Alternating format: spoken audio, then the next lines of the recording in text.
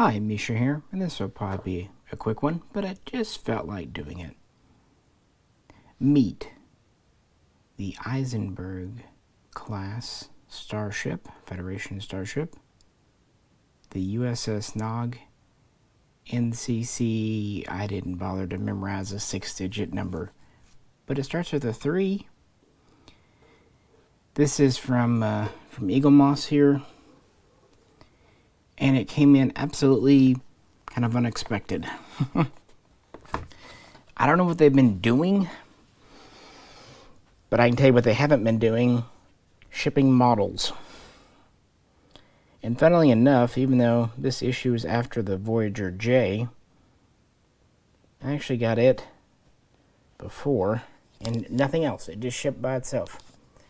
And it came very quickly. I got a ship notice Wednesday evening, and it was here by Friday. So, heck, let's talk about it a bit. My first impressions. And, overall feelings. Why not? I got nothing to do for a few minutes. How about you? Grab a Rock-Tagino and maybe a root beer. Let's talk about it.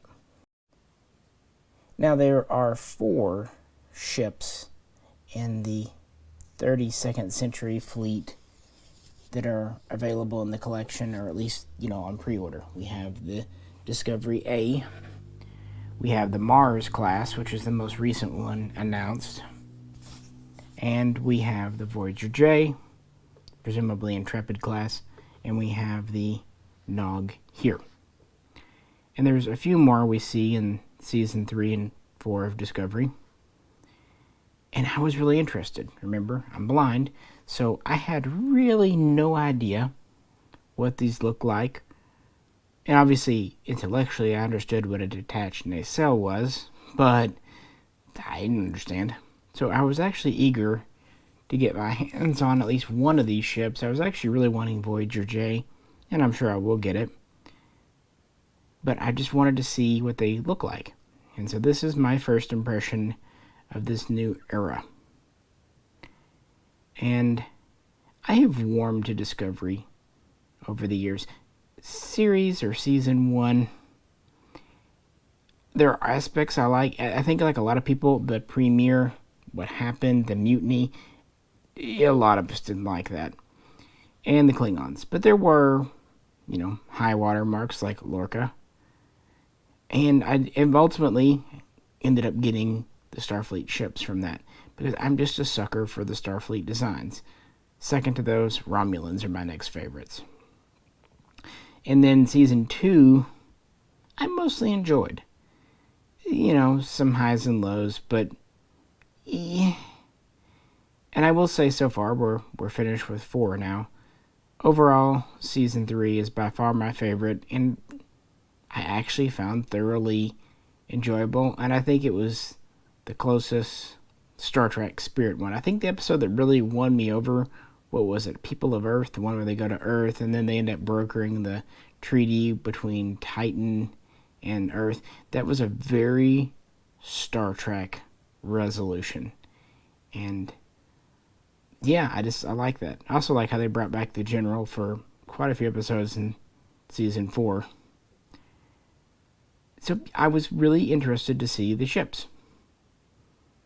What do I think here? Well, it's interesting. I'll give it that. In universe, we know basically nothing about the Eisenberg-class. It's said to be 1,212 meters long, and considering a lot of that would be in this rear spike, or whatever, very bizarre engineering section. Sure. Keep in mind the Sovereign was 700 meters, the Enterprise D, the Galaxy was 650, so, roughly twice that of a Galaxy. That doesn't offend me, because we know that the Enterprise J was massive. That's all we really know. Aside from the fact that it's mass-produced, we see several in the show, and that it's been in service before the burn. And since we see 3 or 4 blued up in the burn, we can assume it was a mass-produced ship. We don't know what type, like a warship, scout ship, colony ship, it was.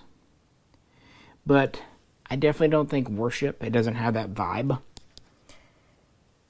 I think it looks like a colony ship, a transport ship.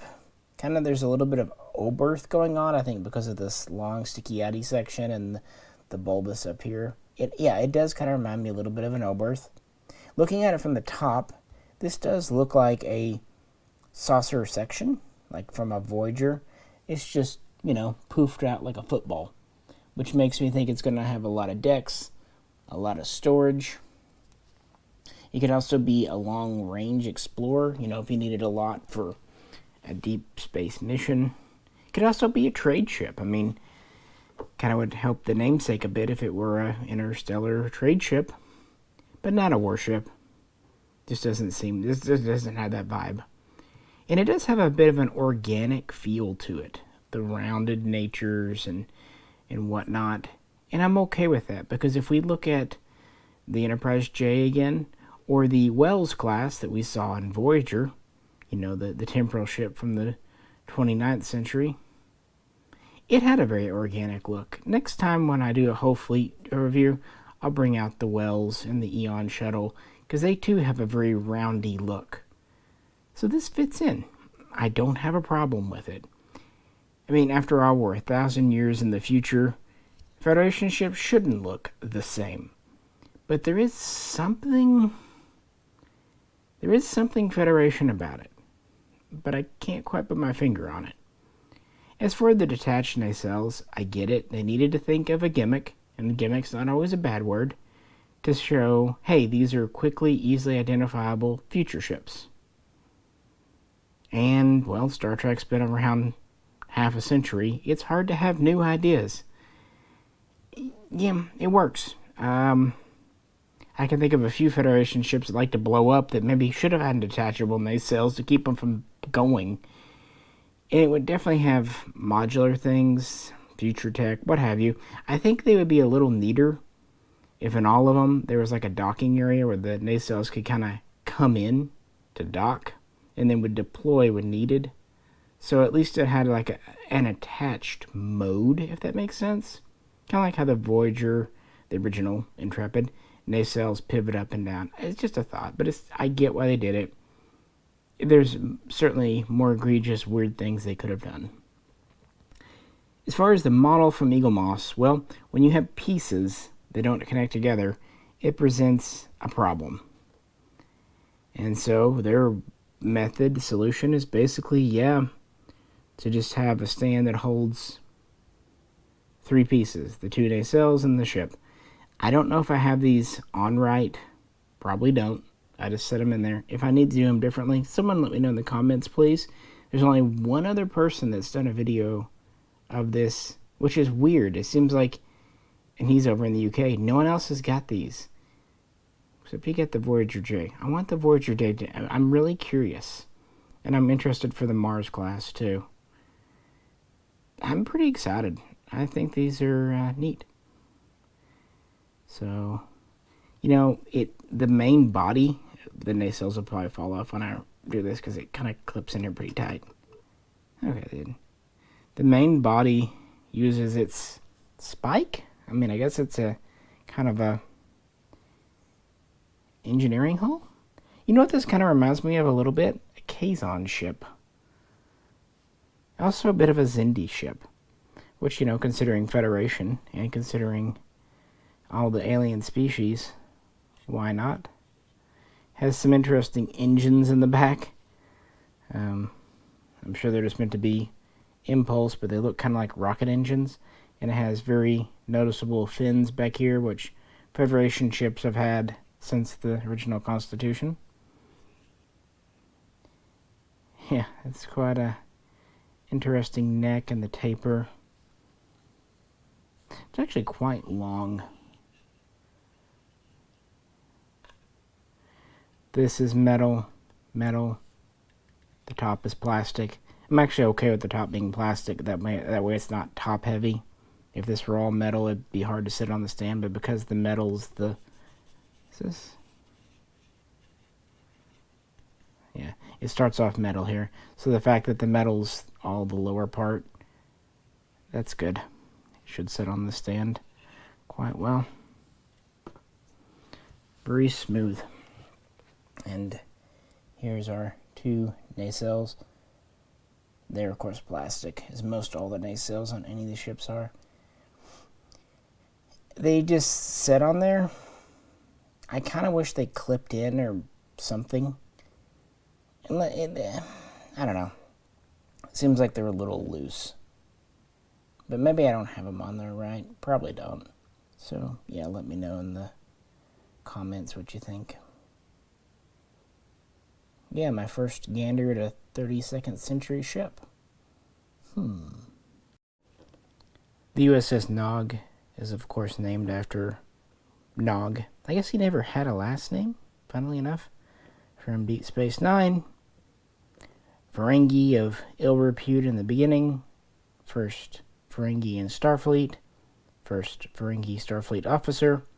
When we end with him on Deep Space Nine, he's nearly promoted to a lieutenant. And when we catch up with him again, he is a captain in Star Trek Online. The class of ship, the Eisenberg-class, is of course named for Aaron Eisenberg, the actor who played Nog, who passed away a few years back.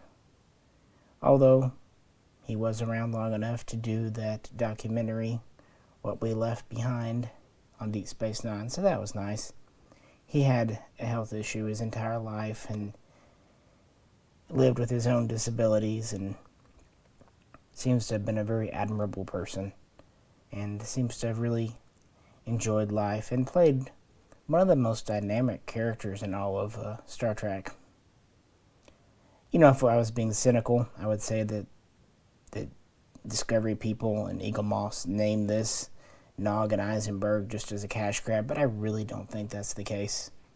I really do think it was a sincere tribute. But then again, I'm not known for being a cynical person.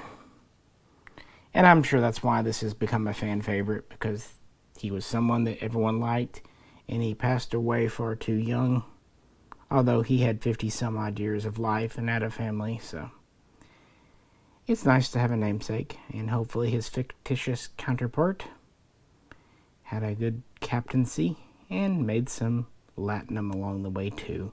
Because, hey, just because you join the Federation and Starfleet doesn't mean you have to abandon your culture. Look at Worf and Spock. So, yeah, I could see him going on shore leave and doing a little business dealing. That's why I think this would be a good freighter, transport, merchant ship, what have you. It does kind of remind me a little tiny bit of the Merchant. That's it. Yeah, the Merchant Man. Yeah, from Star Trek 3. It has this kind of fin. That's what it was reminding me of. It's got a fin just like this, and it even has kind of a roundy thing with things sticking out. Not the same, but yeah, that's what it kind of reminds me of, like a Starfleeted version of the Merchant Man a little bit. But that's all for now. When I get the other ships in the series, we'll do a look at the fleet. You know, I like my fleet videos. But for now, this just came in out of the blue, and I can't believe it was delivered in like 2 days. So crossing fingers, they'll send me something next week. Give me something to look forward to. But let me know what you think. It is a creative design, if nothing else. As always, if you could, please like, share, and subscribe. This is Misha. Catch you very soon. Next time.